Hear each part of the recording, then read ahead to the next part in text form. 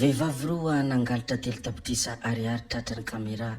Ny angavy ity lehilahy iray ity, ireto vehivavy roa rehefa avy namonjy discothèque tao Bazarbe mba hampiatrano azy nohony izy ireo matahotra hody. Tokony ho tamin'ny 2 ora maraina rehefa resy tory ilay lehilahy dia nalainy izy ireo ny vola telo tapitrisa ariary an'ity lehilahy ity. Hita tamin'ny caméra de surveillance ny hôtely nefa ny endrika ireto vehivavy ireto. Manoloana izany tranga izay nataony ireto vehivavy ireto moa dia miantso azy hamerina ny vola ny tompony mialohany hamoahany sara amin'ny avis de recherche. Loharanom-baovao izay navoakany Mikael Kamindia Mahazo avy any antoerana mono nahafantarana iny vaovao misy iny. Betsaka ny zavatra zay ho resantsika sy zavatra zay ho zaraintsika fa mialohany hidirantsika amin'izany zavadrehetra izany dia mbola entanina toy ny mahazatra foana ianareo aboneny chaîne-natsika ary asio j'aime ny video indrindra azadiny foana ny mametraka ny komantera. Ndeha aloha hidirantsika vetivety izany fanaovana abonnement izany mialohany herisoantsika amin'ny resaka zay ataontsika. Ndao ary tompoko lahy, ndao ary tompoko vavy, abonne vetivety ary ny chaîne-natsika.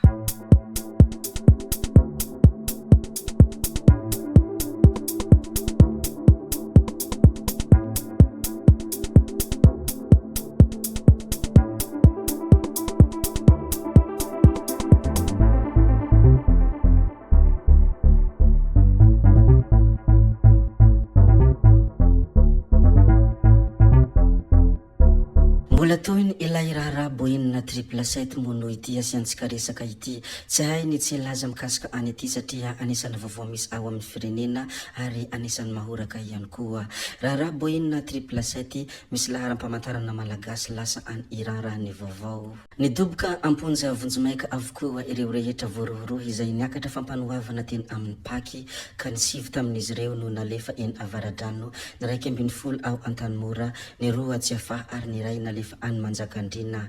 Ao anatin' ireo ny mpiasa vitsivitsy sy ny DG any aviation civile de Madagasikara ary ny mpiasa sy ny tompon'andraikitra eo anivony ilay orinasa idanina. Ny ministry ny fitaterana teo aloha Andriamatoa Valerie Ramonjavelo kosa dia mbola miandra ny haute cour de justice araka ny andininy 730 ao amin'ny lalam-panorenana. Voalaza fa efa nisy tamin'ny ireo voaheloka no niaiky ny heloka vitany, nilaza tamin'ny antsipriany ny zavatra nataony ary nanonona ihany koa ireo ny ray kombakomba taminy. Fa ny zavantranga tany Fianarantsoa kosa, ankazondrano Fianarantsoa nisy namaky ny tranonjirony Jirama. Nisy namaky ny androany tokony ho tamin'ny iray ora maraina ny tranonjirony Jirama ao ankazondrano Fianarantsoa raha ny fanazavana nentiny ireo tompon'andraikitra eo anivony orinasa io. Tapaka avokoa ny jiro tamin'ny fagatra maromaro tao Fianarantsoa ary maro ny fitaovana simba tamin'ny tokantrano maro. Ny grille de protection any aorian'ny trano no nesorin'ny mpangalatra ka nafahany izy ireo niditra tao sy nanao ny asa ratsiny. Heverina ho ireo varahana amin'ny ireo tarbino tena kendreny ireto olon-dratsy ireto. Nisy tarbinjiro lasa ny ireto farany ary efa hita teny antoerana ny androany maraina mony avy ao amin'ny Jirama sy ny mpitandro ny filaminana Arose nijery ny zavanisy teny antoerana. Izany moa ny zavaniseho sy ny zavantranga tany ankazondrano Fianarantsoa ny androandroany maraina nisy namaky ny tranonjiro ny Jirama. Rehefa voalaza ihany koa ny zavaniseho tany Fianarantsoa iny dia andeha ary sika ivadika kely any Mahajanga. Mbola trangana tsy fandriampahalemana hatrano moa ity ho resantsika ity. Fiara mijanona amin'ny sisiny arabe nisy namaky tamin'ny Bolongambato tany Mahajanga. Araka ny loharanom-baovao moa dia tokony ho tamin'ny 2 ora maraina ny andron'ny 3 Aogositra 2024 no nisy nitoraka vato lehibe ity fiara tsara tarehy ity izay nijanona morona arabe teo amin'ny fokontany Manga. Rangahy iray voasambotra nohony izany nandrenesana fofontoka sady nahitana antsy teny amin'ny rehefa hita ny zavanisy. Raha ny fantatra ihany koa moa dia efa ao amin'ny polisy mabibo ny raharaha mandeha ny famotorana sy ny fanadahadiana mikasika an'ity zavantranga teny Mahajanga ity. Mbola hijanona any Mahajanga hatrano moa isika. Ny solidarité des étudiants de la région Sofia moa dia niarana nadio ny campus universitaire tany Mahajanga. Ny fotoana fiarahana tahaka izao moa dia anisan'ny mamy any amin'ny université. Fiarahana manadio tanàna tsikitsiky miaraka amin'ny sangisangy fakanasary fahatsiarovana rehefa samy miasa rehefa samy lehibe indray andro any ny mpianatra izay niara-nianatra teny.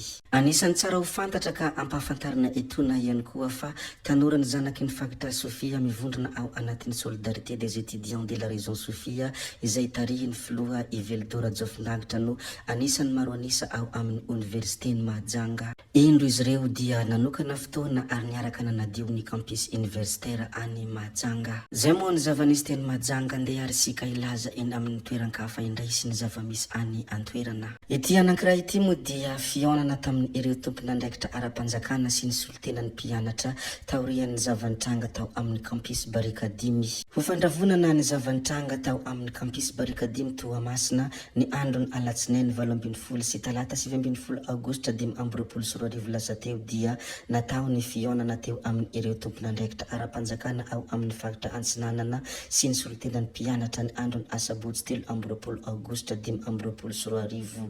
Nitarika izany fihaonana izany ny gouvernoura mpisolo-toerana Andriamatoa Rakotovao Andry niaraka tamin'ny lehiben'ny fampanaovana Toamasina sy ny filohan'ny université Toamasina. Nandritran'izany moa dia teboka maromaro no nodinihina ka isan'izany ny fijerenany olana misy sy ny vahaolana mifanaraka amin'ny nidingana tokony harahana mahakasika ny fangatahana ireo mpianatra ny fanatsarana ny serasera eo amin'ny roatonta.